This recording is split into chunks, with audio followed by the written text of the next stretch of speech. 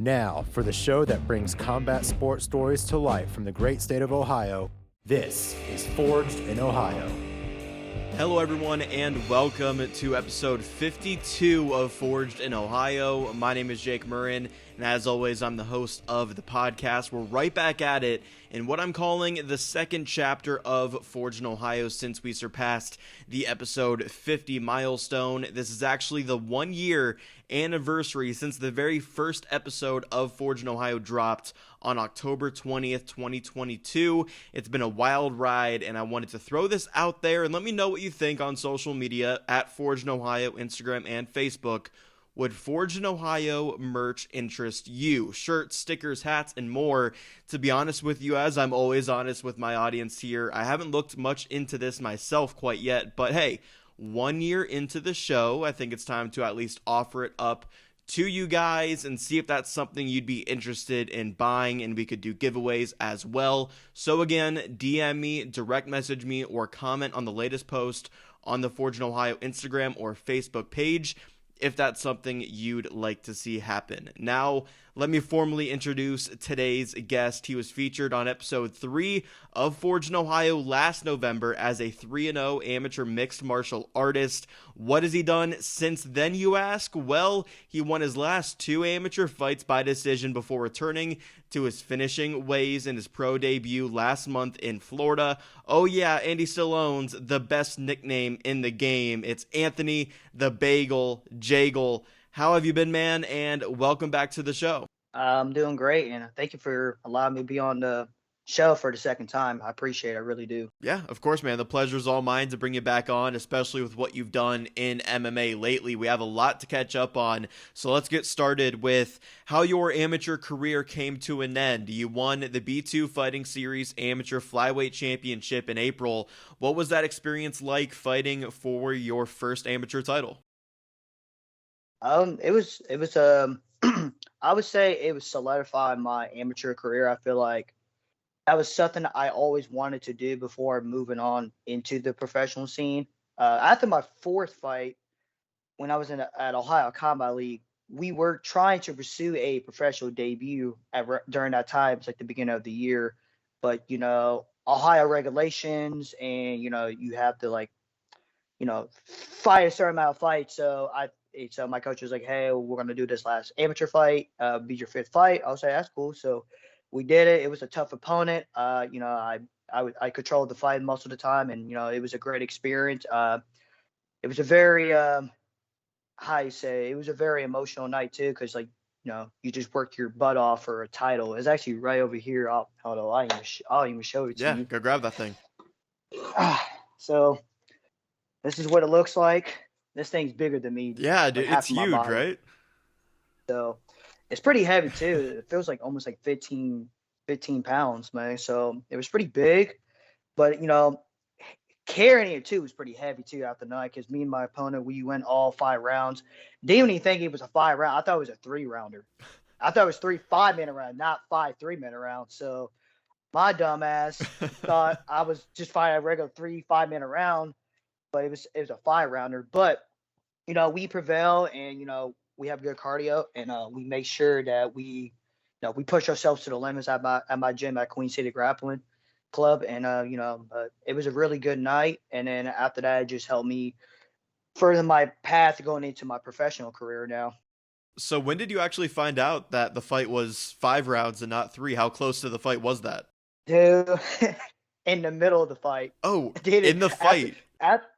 Yeah. I was hugging my opponent. I'm thinking, "Hey man," I was like, "Hey man, good job, bro." And the ref was like, "Hey bro, you got 2 more rounds." Like, what? And then my coach was like, "Hey bro, you didn't think it was 5 rounds?" Like, nope. I thought it was only 3 5-minute rounds. Like a professional MMA fight was. But it was 5 3-minute rounds. I was like, I had to just dig in deep. I know he was tired. I knew I was tired. So in them last 2 rounds, it kind of felt like, who wants it more, who's more disciplined, and who's got that dog in him. So he was tough. Shout out to my last opponent, Terrion Cooks, really tough fighter from Louisville. He was fighting at previous 135 and cut it down to 125. So I give him props for making the weight. And but like I said, I controlled most of the match.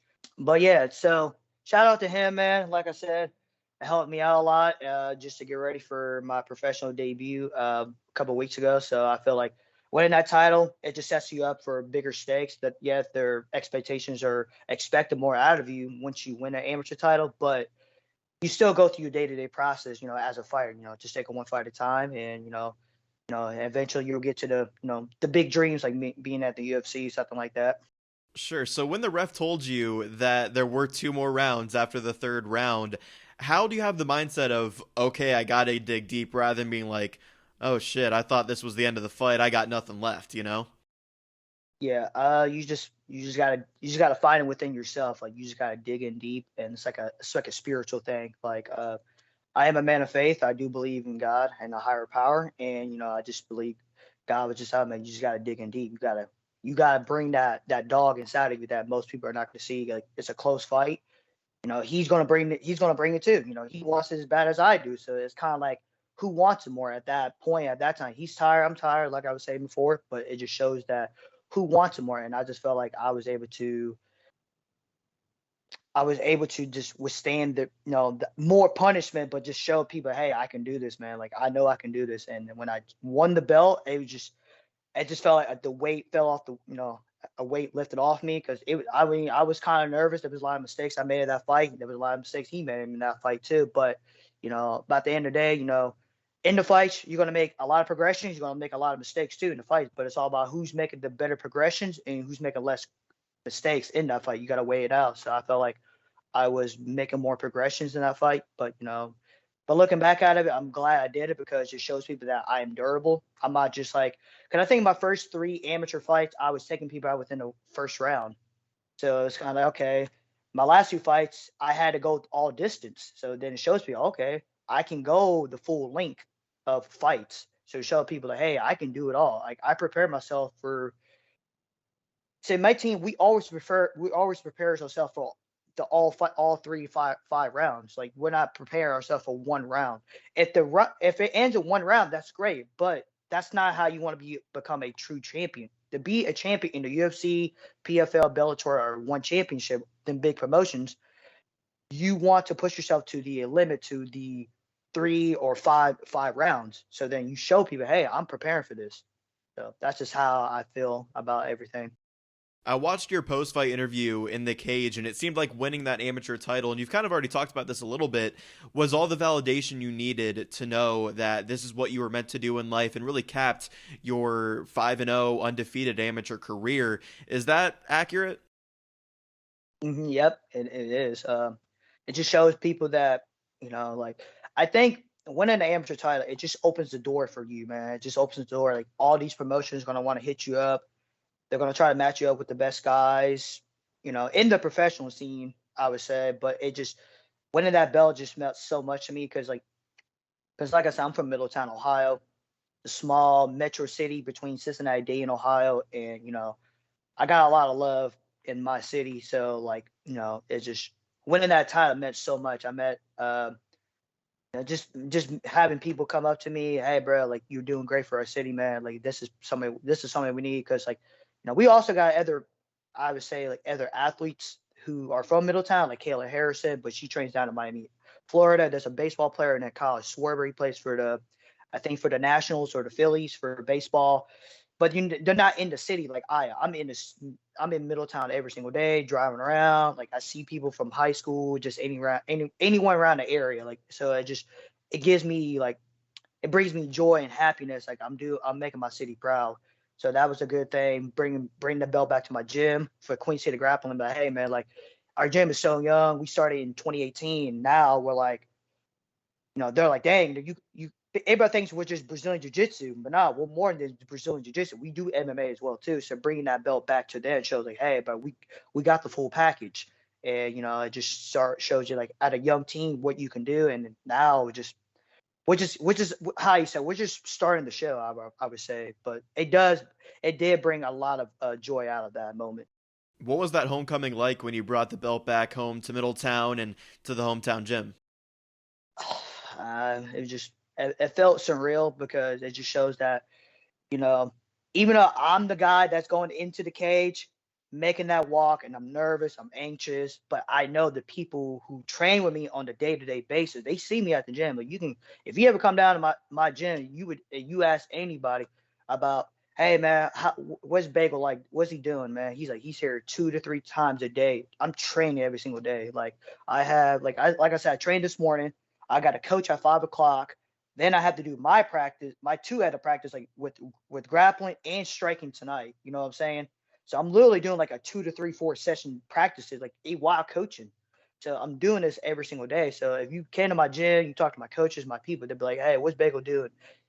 I live inside the gym every single day. Like I just like it brings me. So bringing that title back to them, it just showed like I wanted to motivate people and like show, hey, bro, like I can do this.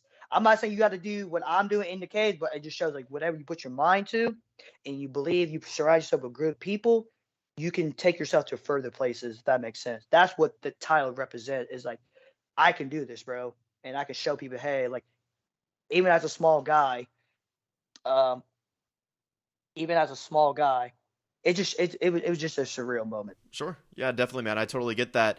You mentioned Kyle Schwarber, and I actually wanted to ask you about him because he's sort of a villain in Cleveland for the 2016 World Series, despite being a Middletown native, and now he's raking in the NLCS for the Phillies. But you actually met up with him. How cool was that experience, meeting up with him with that B2 championship on your shoulder?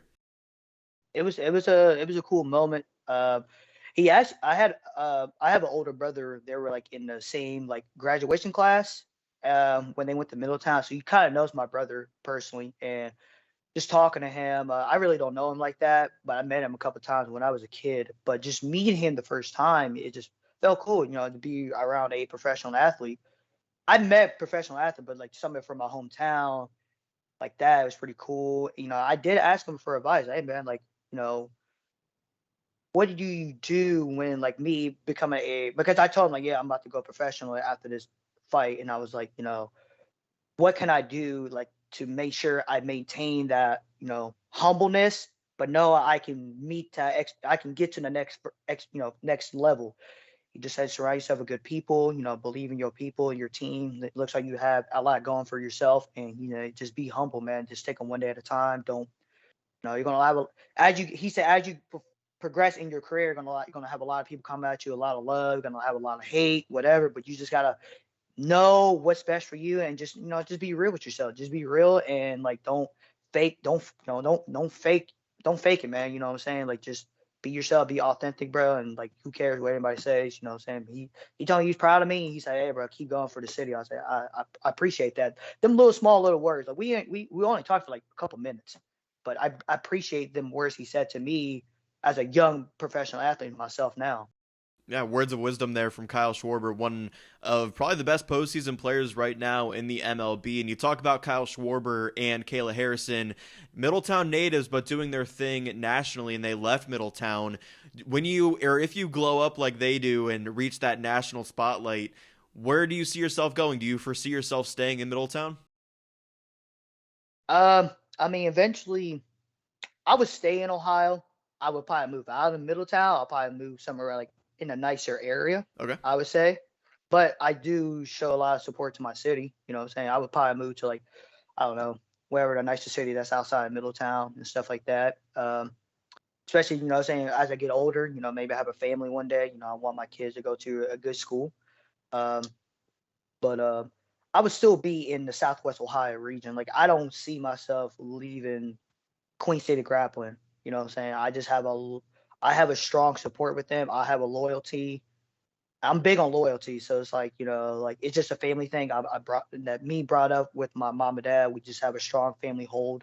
So I'm very loyal to my people, and my people are loyal to me. So it's like I can never see myself going to a different gym. I just can't see it because I've been to like big gyms. Like I was in Phoenix end of July. I was at Fight Ready. I was at MMA Lab, big gyms you could think of, what I'm saying, big names. I was at another big gym in LA when I was doing IBJJF No-Gi Worlds in December. I was in a big gym in LA. So I've been some of these gyms where they're bringing high level like fighters, but it's almost like this, like it's like a numbers game. Like, I don't have that same connection with the coaches I have back home at Queen City Grappling. I have coaches who are going to tell me the truth, who are going to keep it real with me and tell me, hey, you like, you know what I'm saying? They're going to tell me like where I can progress and what I'm making mistakes at. And I need coaches like that, that's why I like being at a smaller gym where I have coaches who can surround themselves around me, not like at a big gym like MMA Lab or Fight Ready, where I'm just a number to them, or they're getting ready for some guy over there who's fighting in the UFC. Like, I'm like, can I get looks? Yeah. Can I make it on them big level gyms? Yes, I can do it. I know I can do it. But I just love my team so much, and I just don't see myself moving away from that because until I like Ohio, dude. I used to hate it, dude, but now I'm just like, I felt like this is like my home. So that's just how I feel.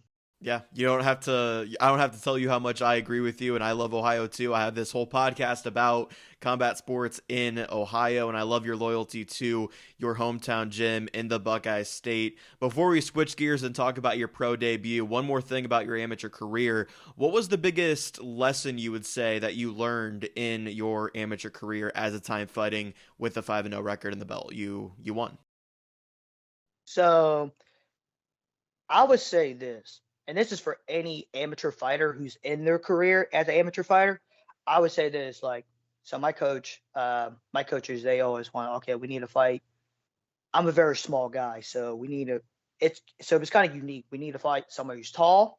You need to fight someone who's a grappler, like a wrestler, jiu-jitsu guy. You need to fight someone who's a striker, a guy who's kind of overall, a guy who's a brawler too, who's just going to stay in your face all the time. So you need to figure out, in the best scenario, you know what I'm saying, that you need to test yourself in these waters. That's what amateur fighting is. You're just testing the waters out to see what you're good at, what you're not good at. You know what I'm saying? And even if you lose, it's not the end of the world. You know what I'm saying? But if you go 5-0, great. You know what I'm saying? That's even great. Like, but it's all about testing yourself in the different styles of when you fight different fighters, and just have fun with it. Because once you get professional, I mean, to be honest with you, the professional scene, there's some differences, but not really a lot because you're still testing yourself out in that professional scene. You're still going to fight the same guys, similar skill level to you, have less experience as a professional, just like Ed was an amateur. But I would just say, just test yourself, and and have fun and learn from the game of MMA. Because MMA is such a young sport, so it's like it's only going to keep evolving. So I feel like the more you involve you are, the better you're going to be. Yeah, those are great points here from Anthony the Bagel Jagel on Forged in Ohio. So how did your pro debut come together fighting for a promotion like Combate Global down in Miami, Florida?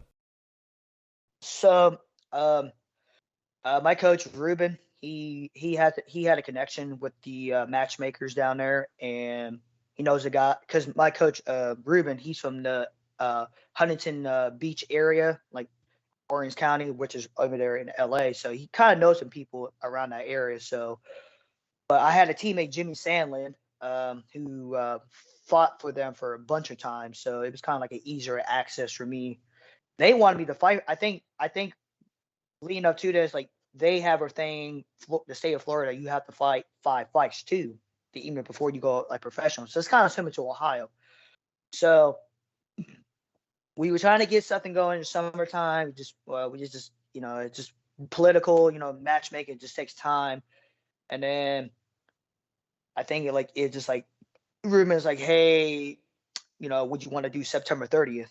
And I just without a question, I was like, yeah, let's do it. You know what I'm saying? Because this is easy access in, and we trained hard. From what I'm saying, for that. I was already in training camp, but I think we kind of got the call within 6 weeks notice. So we was like in the right timeline.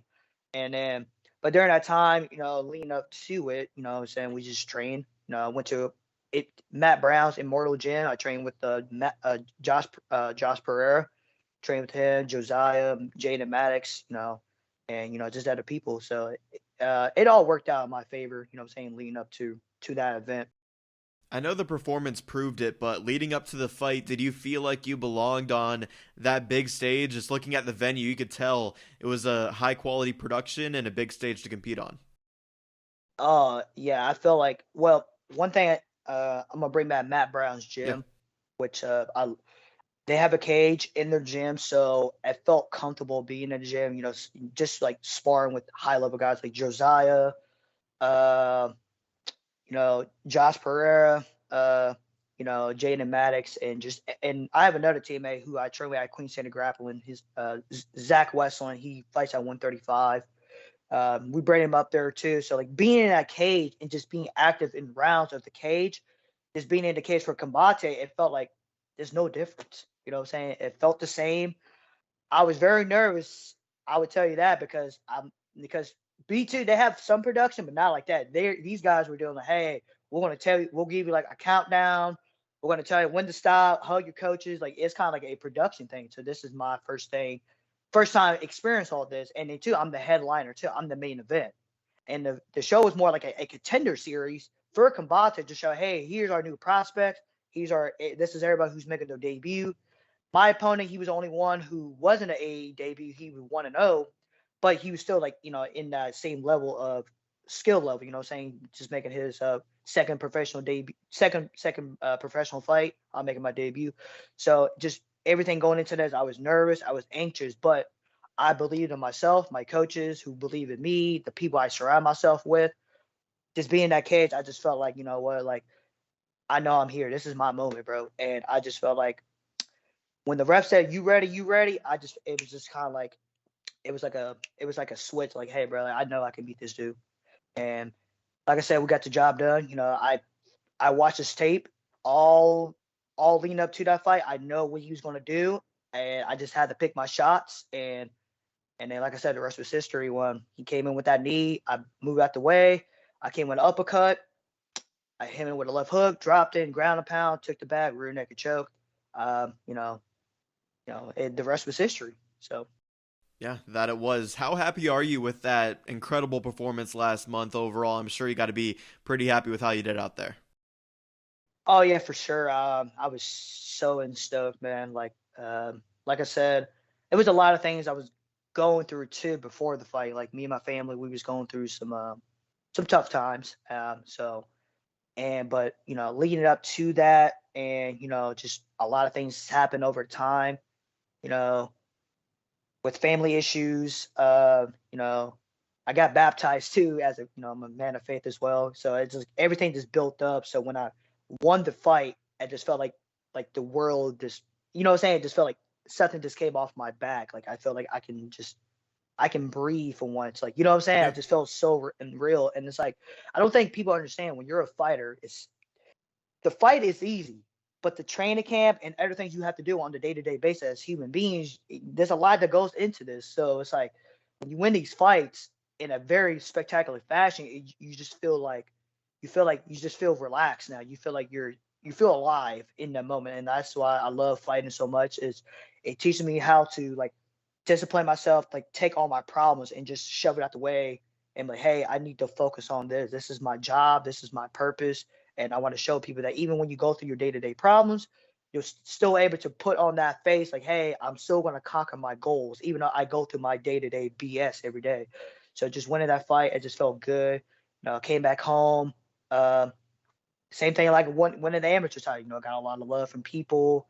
I actually got a lot of support. I asked, but I know like going professional, a lot more people are going to come out. Hey, man, we're happy for you. Yeah, I get it, man. I'm happy. I was really humble and I was happy about the moment.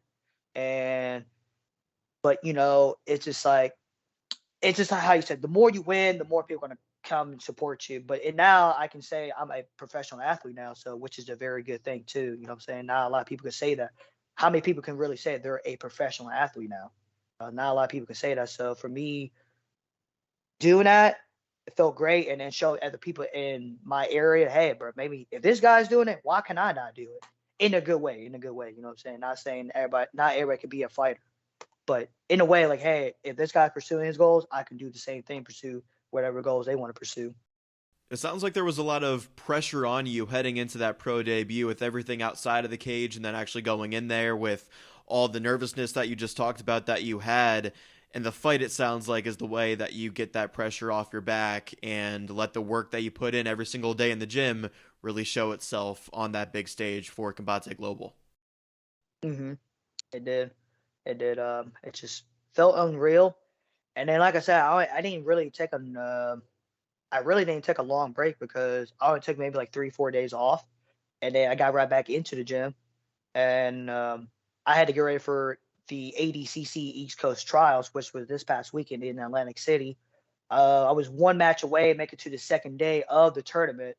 So I lost to a good competitor, in a grappling match. So, but so it's like I didn't have enough time to, like, what I'm saying, to like celebrate too much. I had to, like, okay, celebrate a little bit and then get right back on the horse to get back in training. That's just how I am, because I'm very active in both MMA and BJJ as well too. And then right now I'm just getting ready for IBJJF No Gi Worlds, which is going to be in Vegas in December, and then we'll probably get ready for our next MMA fight, probably like the beginning of next year. You know what I'm saying? Yeah, I'm looking forward to it. So it sounds like the high that you experienced after your pro debut win only lasted a few days because you were right back at it with the grappling competition. And that's just one thing I kind of like just took, is like, enjoy the moments, but don't enjoy it too much, because there's always something else going on. And, you know, as a person, you have to deal with your, day to day, stuff, So it's like, yeah, enjoy the wins, but don't enjoy it too much, because some people, they enjoy the wins too much. That one win so much, and it's like, nah, bro, like we're not at like the UFC yet. Like once you get to that UFC level and you're fighting for world titles and you get the payouts you want, then yes, you can take time off, like, what I'm saying, when you need to. But till then, it's like enjoy the win for a small amount of time and then get right back on, because you know, somebody else is out there doing the same things you. They're working hard as you. So it's all about who wants it more. That's one thing I love about MMA. What has got me here is that it's all on you, and you gotta control your own destiny. Like, how bad do you want it? You know what I'm saying? Yeah, if you enjoy the win too much, then you can almost become complacent and stop working as hard. While, like you said, everyone else around you, they're working as hard as you. And if you fall down a little bit, they're going to surpass you, and you don't want that to happen, obviously. Indeed, indeed. And this, like I said, just I'm very excited for my new journey. Like I said, I'm so trying to work my way into these professional scene, because I know like the professional scene is a little bit more political and more like, matchmaking. It's a little more political, you could say, than what is amateur. And you got to pick and choose, the right timeline. I work a normal job too, so it's like I can't just leave every single time. Like I gotta plan these stuff out, so until I can make fighting as my actual like profession. And that's my goal right now, is to rack each win up and build my resume up, build my finances up too, to the point where I can quit the 9 to 5 life. Because I don't shame anybody who works a 9 to 5 job. Like, everybody has done it.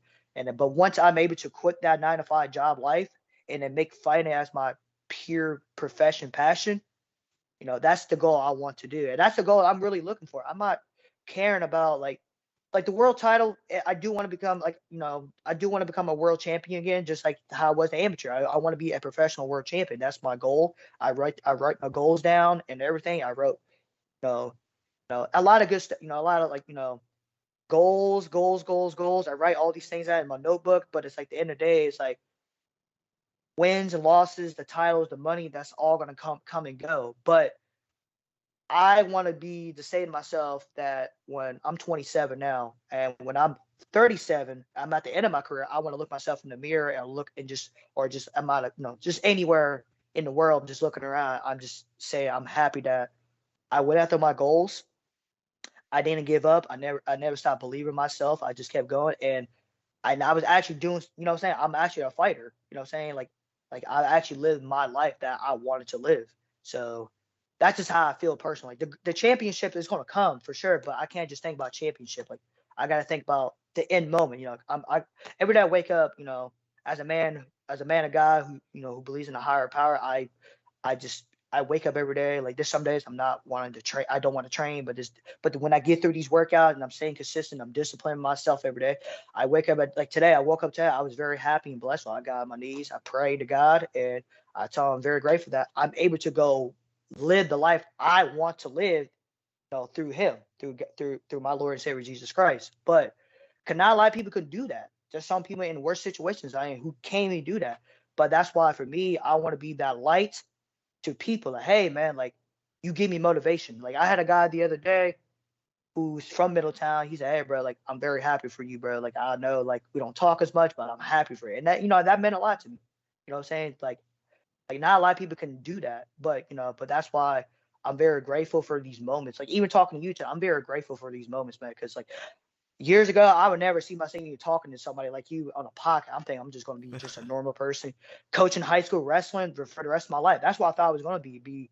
I coached for high school wrestling for my whole life because that's where I grew up in the sport of wrestling. But for me to transition from wrestling to MMA and do these type of experiences, like I think people should be more grateful and just take all the good things out of this, man. Because like at the end of the day, like wins, losses, and championships, they're gonna come and go. But moments like these, you're gonna remember this for the rest of your life.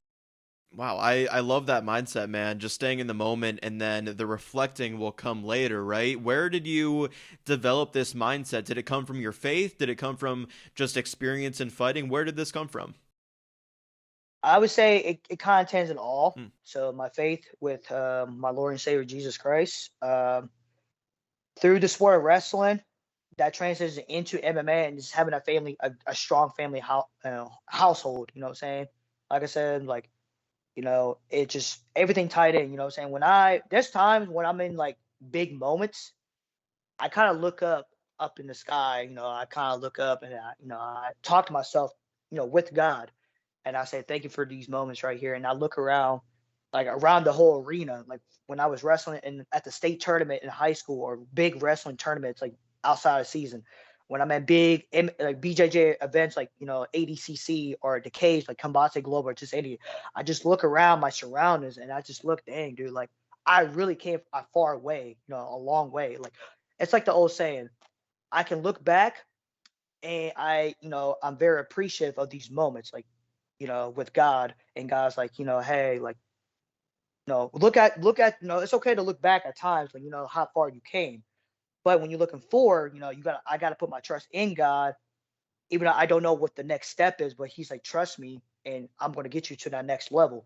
So when I just keep pushing every day, one step at a time, taking one day at a time, regardless of the outcome, just taking it all in and just being very grateful for these moments and then surround yourself with good people, you know, making sure you're feeding yourself with the right mindset, what I'm saying? Like, are you eating clean? Are you whatever you're reading nowadays? You listen to music, anything. Your body is a temple, what I'm saying, when you're like trying to build these good habits, what I'm saying? Good habits and discipline, consistency. So when I take it all in, I'm just very grateful for these moments. I just think it just makes me become a better person overall. You know what I'm saying? Because I don't want to just be like, hey, I'm just a fighter. Like I want to be more than just a fighter. But outside of fighting, if I took fight away from me today, what is Anthony Jagel? So what it comes down to is, if you took fight away from me today, what can I be? What I would like to be is to become a better person than I was yesterday. Make sure I'm reading my Bible, working out, treating people with the same respect, regardless if you're a CEO or you're a janitor. Just treating people with respect and showing love and respect to people. That's what I would be known for. Like I was somebody that was a loving, good person, even though I'm not perfect. But with fighting, it adds like an add-on bonus. You know what I'm saying? That's why I would say how everything ties in. Yeah, man, I truly respect that approach, not only to the fight game, right, but also to life in general. And you said the first time you were on the show last November that your goal was to become a professional world champion, but more so to do something to affect change with that championship. And it sounds like that mindset has only grown and evolved since I talked to you last time. Is that the case? And do you still stand by that nearly a year later? I do want to become a world champion. I do. It's gonna happen. But it's like just so saying, like, my goal throughout my athletic career, like I want to become a state champion, right, in wrestling. That never happened. I was a state placer. I wanted to become a national champion. I never became a national champion. I was one match going to nationals my junior year of college. My senior year, I blew my ACL out. So, what I'm saying? We all have these expectations, but what if it doesn't work out? Does that really define you? No, it does not define you. You think there's a lot of fighters, who want to become a UFC champion who never become a UFC champion? But does that mean them not being a UFC champion or a champion? What defines them? Like I do want to become a champion, but what is the reason behind it? You know, you see these guys that become champion, but they're just they're just a mean person. That's not a person I want to surround myself. I don't care if you're a UFC champion or not.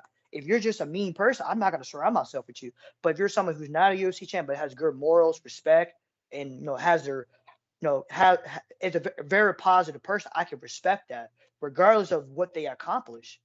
So, like I said, the goal is to become a world champion. It's going to happen. But if it doesn't happen, I'm not going to get upset about it too. It's all about, my thing is this: how far can I reach it?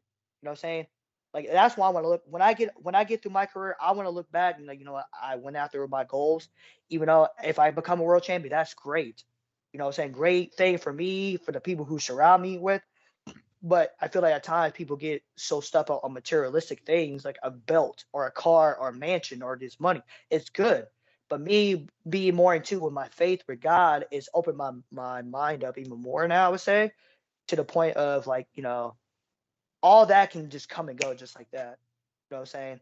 So I just felt like me getting more into my faith, it just helps me realize, there's more life than fighting and winning titles, making money.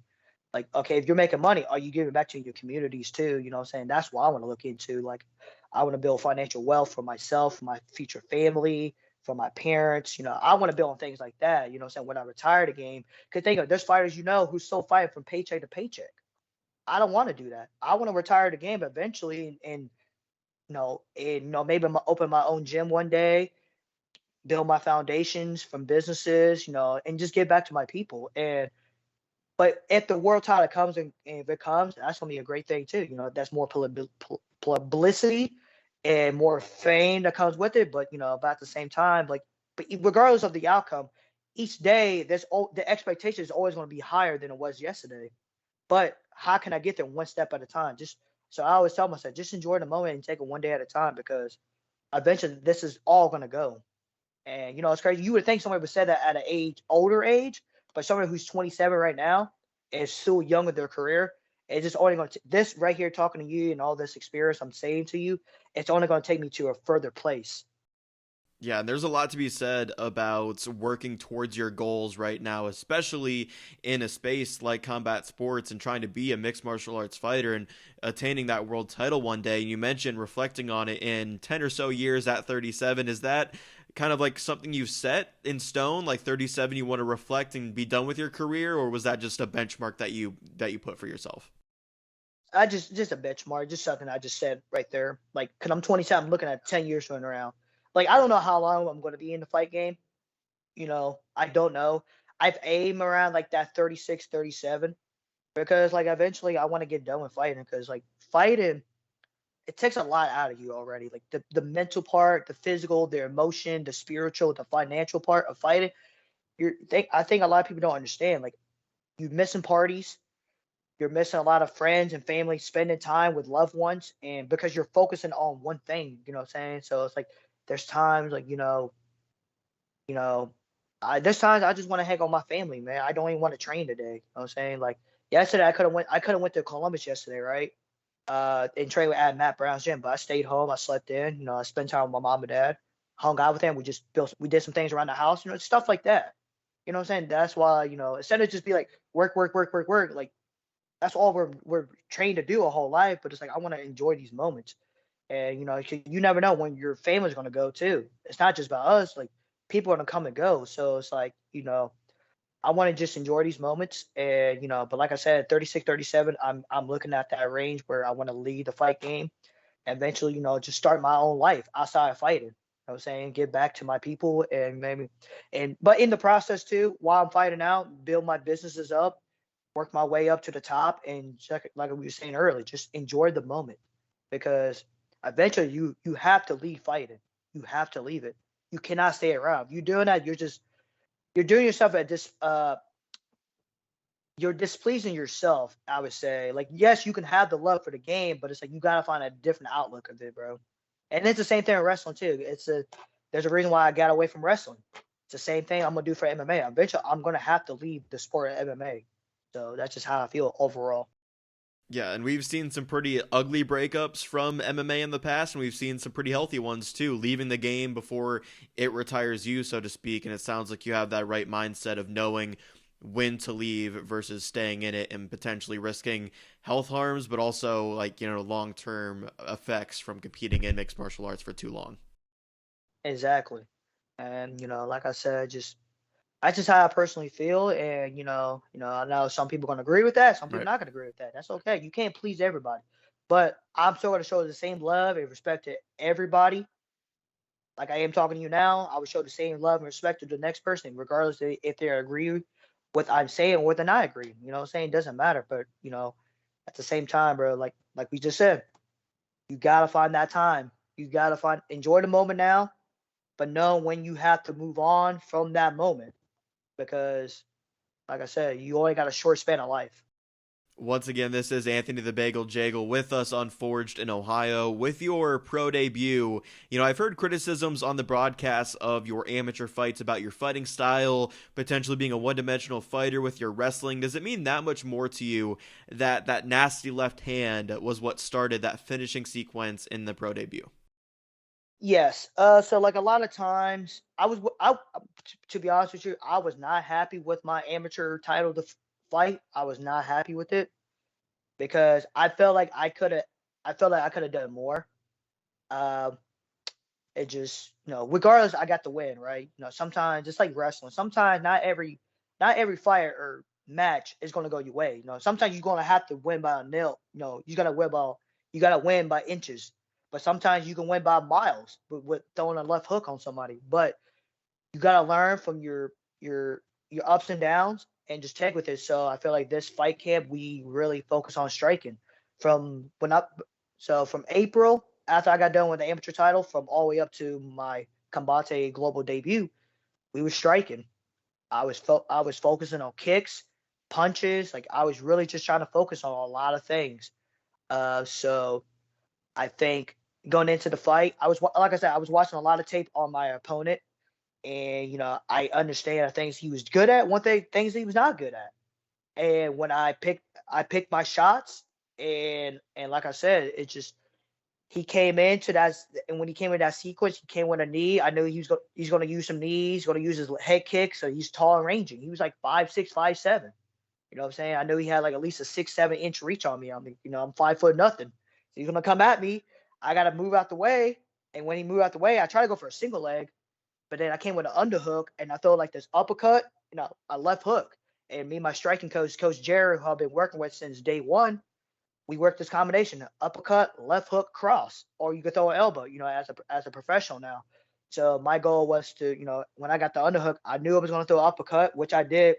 You have to really look at. I posted on my Instagram account. If you really look at, I hit an uppercut. I don't know if it really connected or not, but I felt my glove hit him. But as he stepped back, I noticed in the fights too, even through his amateur career, like he always has his hands low. He has an open guard, so he leaves his face wide open. So when I was doing this, I just knew if I come with a left hook, it's gonna crack him. As he's walking out, I was like, "Yep, it's right here." I cracked him with that left hook. It was all set up and planned. And then when I dropped him, you know, it's kind of like, I got to take him out. So I just ground and pound, ground and pound. He tried to go for an armbar attempt. I pull back, drag the leg, smash, more hammer fist. He gave me this weird headlock position, but that was okay. Just throw the leg over, take the back, come out, power half, boom, boom, boom. Just keep ground and pound. And then eventually, just listen to my grappling coach, Ruben. I got my back to the fence, but he was so rocked. I was like, all right, he didn't even try to defend the choke. So that's on him. And then from there, it's like you have two choices. Either you're going to tap or you're going to sleep. So, and from there, what I'm saying, we got the win. So I just felt like I think I showed a lot of people wrong, which is a very good thing, too, because I want to show people, hey, man, like, you know, I get a lot of inspiration from watching guys like Demetrius Johnson, Alexander Volkanovski, Henry Cejudo, Mike Tyson, Manny Pacquiao. A lot of these short fighters you see, and it's like, oh, this guy's a short. Okay, this guy's short don't mean we can't crack or we can't close the distance. Like, yeah, you can have the reach all you want, but if you can't use it right, it doesn't mean anything, dude. I was saying this yesterday and we were sparring last night. I was going with a new guy. He's like, well, I'm a lot bigger than you. It don't matter, bro.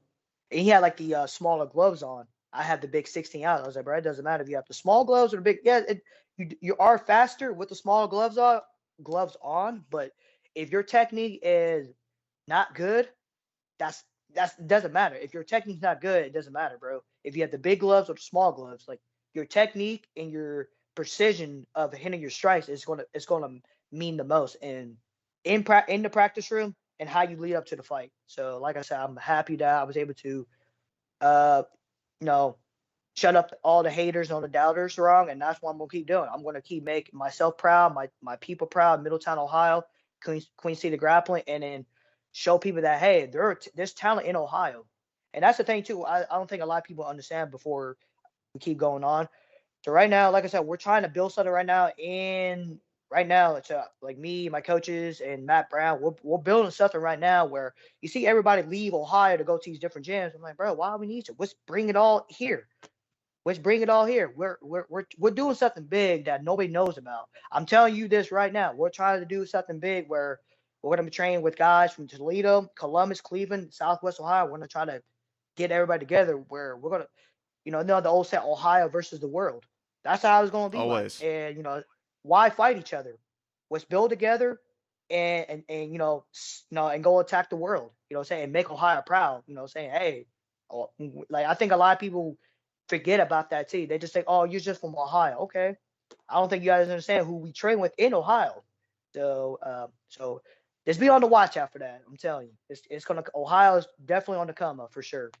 Yeah, man, I'm getting amped up right now just talking about this, about how your pride in Ohio, but also just the Ohio scene coming up. And I talked to Miles Robinson lately, and he said the exact same thing, being loyal to his home gyms, but also building what we have in Ohio and creating these nasty one of a kind rooms in the gym, and really just improving around each other, right? And building up the Ohio MMA scene. Sounds like that's what you're doing at Queen City, and also training at Immortal with Matt Brown as well. Yeah. And it's funny, I actually talked to Miles a little bit too. I didn't train with him as much, but there were a couple times we talked about. And then, like I said, I talked to Matt Brown too. That's what we're all trying to do that. It's gonna come, it just takes time. And we're trying to get something going where it's gonna be both because there's a good Ohio grappler in BJJ, Dante Leone. So he has to jump up there, and Josh Pereira, he goes up there and he coaches up there. So we're going to try to start getting something going for grappling and MMA. We're going to try to bring it all together. Just takes one day at a time, like we always talk about. Take it one day at a time, be patient, and then once it all comes together, a lot of people are going to be like, dang, I did not know Ohio was like this. Because think about Ohio. I always tell people that Ohio is a great state of wrestling. You have the jiu-jitsu. Even though in the MMA scene, there's not a lot of big gyms you could think of, like compared to like Florida, like New York City or LA, all that. But Ohio, we have the cities. You just got to bring the people together, and that, like I said, we're building something, and that's something we're trying to make. We're trying to build everything together, and like I said, Ohio versus the world. It's gonna happen. It's gonna happen for sure. Watch out. Exactly, man. I can't wait. It sounds like a return for you, though, would come early 2024. That could be on the marquee for you. Do you think fighting for Combate Global again could be what's next? We'll definitely that's something we're looking at for right now. We're definitely gonna fight for them for the meantime. I mean, they do pay pretty good money, I would say. Um, One thing I like about them was, before the pandemic, they were going to like different countries like down in Latin America, which that's where they're based more. They're heavily targeting the Latin countries, which is fine. Their headquarters in Miami, Florida. I get that. But like I told my coach, hey, if they're going down to the South America areas or Central America, like Mexico all the way down to South America, I told them, let's do it. Why not? I recently just got my passport. So why not, travel the world, do something I love to do, fighting. Like, what I'm saying? Like, think about that. Who would not want to do that? But at the meantime, say if a bigger promotion like that's on a UFC Fight Pass, like LFA or something like FAC or just anything, or the Anthony Pettis show, something like that comes around, I'll take it too because I know the UFC Fight Pass is more exposure. But like I said, I'm gonna take whatever's given to me and what I feel like is the best opportunity. You know what I'm saying? So, but right now, I kind of don't worry. I don't worry about that too much because I'm still in my professional career. My coaches kind of deal with the negotiations time of the negotiations. So through all these like different like promotions, until I'm able to find a good agent, I feel that we can trust, because like you can't trust everybody, so you gotta trust the people that got you there. But like I said, for the meantime, we're all gonna fight for Combate and see what happens. But like I said, if another opportunity comes, like, and it's, if it suits our way, we're gonna take it for sure. You know what I'm saying? Got to. You know what I'm saying? You can't, like I said, take the opportunities you can now and live the moments and enjoy it too. It's rare to hear of a young pro fighter traveling the world and having all these opportunities that Combate Global presents to you. But are you craving a pro fight in your home state in Ohio before you potentially reach that big stage to where that might not be an Yeah. opportunity to have down the line? Yeah, for sure. I definitely want to bring a. I vision this, man, a lot of times, and I want to, like, when the opportunity comes and you say like I am the world champion, I definitely do want to have a fight in my home city, Cincinnati, Ohio. Like I do, even though I'm like 30 minutes away from it.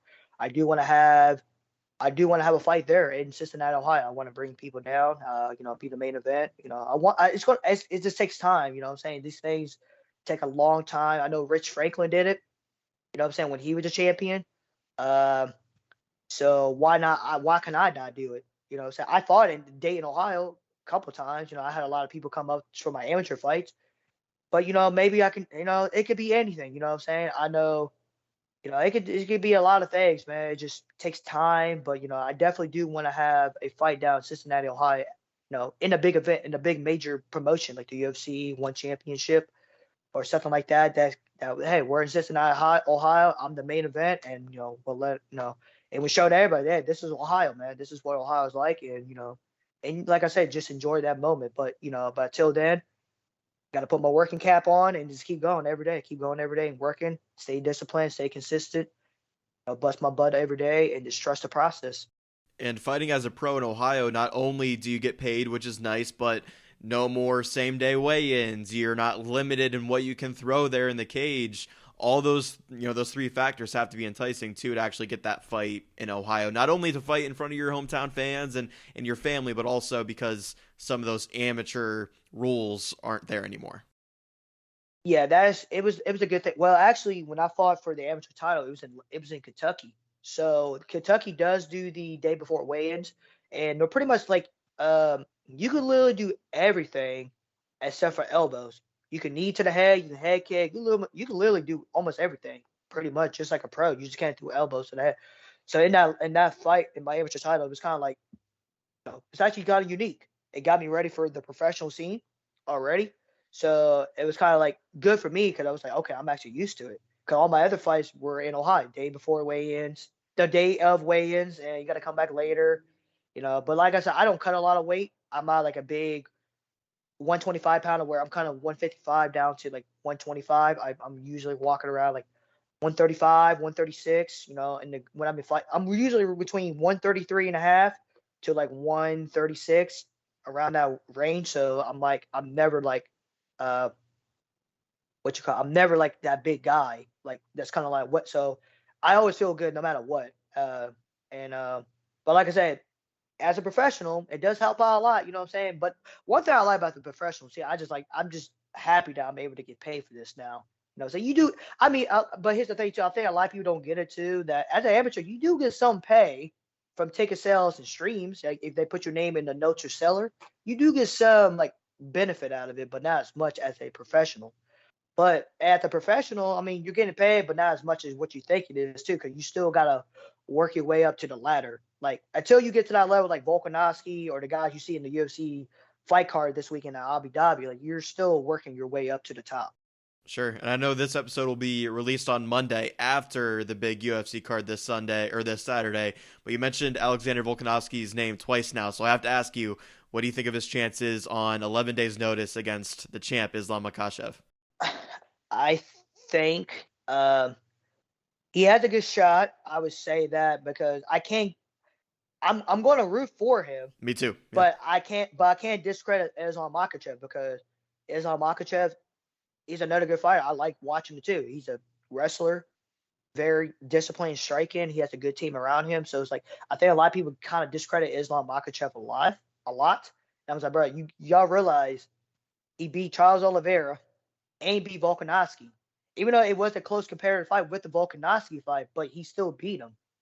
So it's like, but I give props to Volkanovski for taking on the short notice fight. But I think it's going to be a very highly anticipated fight still. I think to this day of this year, it's still one of my favorite it's still my favorite fight of the year. Watch the first Islam and Volkanovski fight. It's still my favorite fight of this year. You see the top two guys of pound for pound going at it. That's what the game is all about, seeing the best guys going at it. So I feel like Volkanovski has the best shot of being Islam Makhachev, in my personal opinion. Anyways, I think he can do it. But if he doesn't do it, I mean, I'm not gonna get upset about him. Just like, hey, Islam is just that guy. He's just that guy. So, but either way, I'm gonna root for Volkanovski. I like him. He represents the short guys. He's a great fighter too. I like his feints. I love everything about Volkanovski. I watch a lot of film on him, and there's times I'm like, dude, how can I get good like him? But it's just like, but I can't compare myself to him. I can respect and admire it, but I can't never be Volkanovski. I got to be Anthony Jagel at the end of the day. But I am rooting for him. I am. Yeah, same here. And time will tell. Of course, this will be out on Monday after the fight, so we'll see exactly how this sounds when this episode actually goes out. One more thing about you, though, with a date on early 2024 as a return, but have you thought about what 2024 as a whole could have in store for you? I know you're 1-0 now. You potentially go 2-0 early 2024, but that entire year could be a big year for the Bagel Jagel. Yeah, so like I said, this year, 2023, I have fought 3 times. That's active. I finished my amateur career and I did my first professional fight. What's kind of helped me out in my previous fight was that my opponent, his last fight was October of last year. To me, I was very active, and not only active with MMA, I also do Brazilian jiu-jitsu. Like I'm very active in both. So I always stay active. I'm always in the gym, training every day, working my butt off every single day, trying to become the best version I can be. But I think 2024, that's the goal. We're trying to build that resume up. Me and my coaches were talking about, we're going to fight beginning of next year, probably late January, early February next year. If we can get another fight in, great. And then I think in April, we're going to do the ADCC West Coast trials for no-gi grappling. And then we'll probably just going to keep going, racking it up in MMA. My goal is to, next year is literally just building the resume again, like we were in the amateur career, just build it up. And then eventually, we get that call from whatever big promotion. I think once you hit that 5-0, 6-0 mark, you start getting the bigger names that hit you up. Hey, maybe like the Contender Series, or maybe go overseas to one championship, or Combate keeps paying me good money. Whatever the best opportunity is, I would never I'm the type of person, I like to weigh my options. I like to see what's gonna bring me the most money for sure. Cause you got to think about that first. The money. What does me and my team feel more comfortable with, and what's gonna make us what is going to make everything seem right, if that makes sense. Which is going to make seem right. So, but like I said, before we get to that opportunity, you just got to build your way up. And like I said, I build being around a lot of guys at the professional scene now. Even though I was at OCL a couple of weeks ago, talking to Jaden Maddox, Josh Pereira, and all these other guys, just be like, what? It's crazy that we all started from the amateur and we worked our way, and now we're all pros now. So it's kind of I'm happy to see that too. I was very happy to be at the OCL. Dude, I'm seeing a lot of people that I really started with amateur are now as a professional now with, and then some people who are still an amateur, but they're still doing a thing. It just felt good. So, but like I said, before we get to all these big opportunities, just take it one day at a time, one step at a time, and just build that resume up as best as we can. Of course, man, and I cannot wait to see what the year 2024 has in store for you. I know it's going to be a big one for you. I know we talked about it last time you were on, but anime is something that pops out to me when looking at you and your brand and your personality, so I'll wrap up with this. Assuming a lot has dropped since last November, what's your go-to anime right now? Go to anime right now. There's so many. Like, I was rewatching Dragon Ball Z. It's actually one of the first. It's actually the first anime I got into. Dragon Ball Z, Goku, Vegeta. So I was watching it on Hulu. It just felt great to get that old school feeling again. I just felt like a little kid again. It's great. I was watching Demon Slayers. The new season 3 came out. It was great. I was watching this it's a boxing anime called Hajime no IPO man. It's a boxing anime. It came out in the 90s. I was watching that before my Combate Global debut. I was watching it like in the hotel, all leading up to it. Even in the hotel, I'm just watching it, and then I was watching another anime. It's called Bleach. It's an older anime, but it came out. They kind of revamped the anime, you would say, and they brought like the newer season out. I was watching that too. So I was watching Dragon Ball, Demon Slayer, Bleach, and then IPO man. Them been probably the 4 animes I've been watching recently, and so yeah, that's pretty much it. I mean, I still watch it here and there. It's just like but it is kind of hard to watch it because I'm always I gotta work, I gotta train, so it's kind of like. But when I do watch it, I do enjoy it too. I really do enjoy it, dude. I love it. I mean, we're trying to work. I'm trying to work on sponsorships right now, and there's a specific uh brand, they're more like BJJ community wise, but they do have a lot of anime like rash guards and shorts. And I love the Naruto. They brought a Naruto gear, and I was like, dude, I gotta buy it. I spent the damn near $300 on two sets. It was a Naruto and Sasuke one. $300, Drew. That's stupid, but it was actually good for me. I loved it. I was like, dude, I don't care. So, like I said, like I just love anime, just something that, like you said, it brings to me. But I think a lot of people too, they're probably like not only just anime, but I think my faith now, because I know I've been posting a lot more of my faith more on social media. But like I said, I still am into my anime. I'm still a nerd to the day I die. So I love anime. I'm going to love it. Eventually, once I get my money up and get everything going, I want to take a trip to Japan. I want to go to Tokyo. I want to go to all these things. Most people, if you watch anime, a lot of people want to go to Japan for the anime reason. So it's going to happen soon. I got a couple manga books that's anime, which is like the manga is pretty much the anime comics. I read that too, or read it online too. So I'm really, like I said, I'm really into my anime. It's kind of hard to deal with that on a day-to-day basis as you get older. Yeah, and there you go, Forge in Ohio fans who are listening or watching right now. There's some good recommendations for you if you want to watch some more anime as well. Before we wrap up, Anthony, anything you want to shout out, plug here on the podcast, here at the end? The floor is yours, man.